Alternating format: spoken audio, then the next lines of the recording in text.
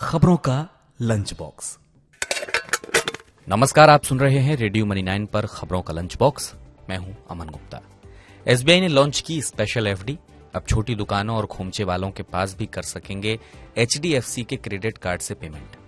जनवरी में सोने के आयात में आई भारी गिरावट। तो करेंगे इन खबरों की बात और बताएंगे आपको बिजनेस फाइनेंस से जुड़ी कई और भी खबरें। तो शुरू करते हैं बिना देरी के खबरों का lunch box. State bank of India ने लॉन्च की स्पेशल एफडी। अमृत कलश डिपॉजिट है इसका नाम। इसमें मिलेगा 7.10% का ब्याज। वरिष्ठ नागरिकों को मिलेगा 7.60% का ब्याज। 400 दिन की होगी ये एफडी। इसमें भारतीय और एनआरआई दोनों कर सकेंगे निवेश।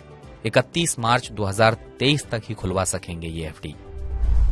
इंडियन ओवरसीज बैंक ने एमसीएलआर को 15 बेसिस पॉइंट से बढ़ाया। एक साल का एमसीएलआर बढ़कर 8.45% हुआ। ओवरनाइट 2 साल और 3 साल के एमसीएलआर को 10 बेसिस पॉइंट से बढ़ाया गया। एमसीएलआर के बढ़ने से महंगे हो जाएंगे सभी तरह के कर्ज। पहले से भुगतान कर रहे कर्ज की ईएमआई में भी होगा इजाफा। 1 अप्रैल से सीनियर सिटीजन सेविंग स्कीम में कर सकेंगे 30 लाख रुपए तक जमा।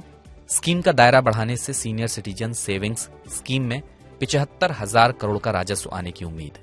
इससे सरकार को बाजार से उधार लेने से बचने में मिलेगी मदद।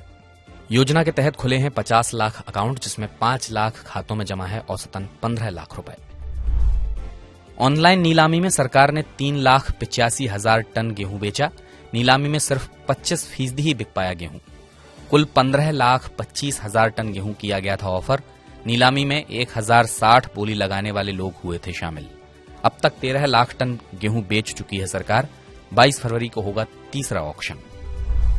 एचडीएफसी बैंक के रुपए क्रेडिट कार्ड को यूपीआई से कर सकेंगे लिंक। अभी तक सिर्फ डेबिट कार्ड ही हो सकता था लिंक। यूपीआई की मदद से छोटे लेन देन करना होगा आसान। गूगल ने भारत से की 453 कर्मचारियों की छटनी। पिछले महीने गूगल ने की थी 12,000 कर्मचारियों को निकालने की घोषणा। भारत में हुई हालिया छटनी उसी का है हिस्सा। ट्विटर ने भी किए भारत में 3 में से 2 ऑफिस बंद। कर्मचारियों को घर से काम करने को कहा। 60% बीमा कंपनियों को लगता है बढ़ रहे हैं फ्रॉड। डेलॉयट इंडिया के सर्वे में पता चली है ये बात। डिजिटलाइजेशन के बाद बढ़ गए हैं फ्रॉड। डेटा चोरी और तीसरे पक्ष के बीच मिली भगत और बीमा उत्पादों की गलत बिक्री जैसी धोखाधड़ी चिंता का है विषय। बढ़ती महंगाई के साथ नहीं बढ़ रही है गांव में कमाई। ग्रामीण मांग भी पड़ रही है धीमी।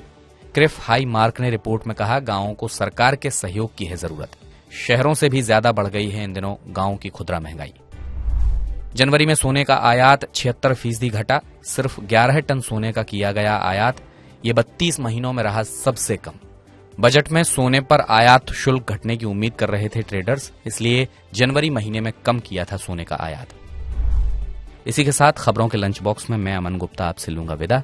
इस बुलेटिन को तैयार किया है आंचल चौधरी ने। एक्सक्लूसिव और स्पेशल शोज देखने सुनने के लिए आप मनी 9 का मोबाइल ऐप जरूर डाउनलोड कर लीजिए। चलता हूं, अपना ख्याल रखिए। नमस्कार। खबरों का लंच बॉक्स।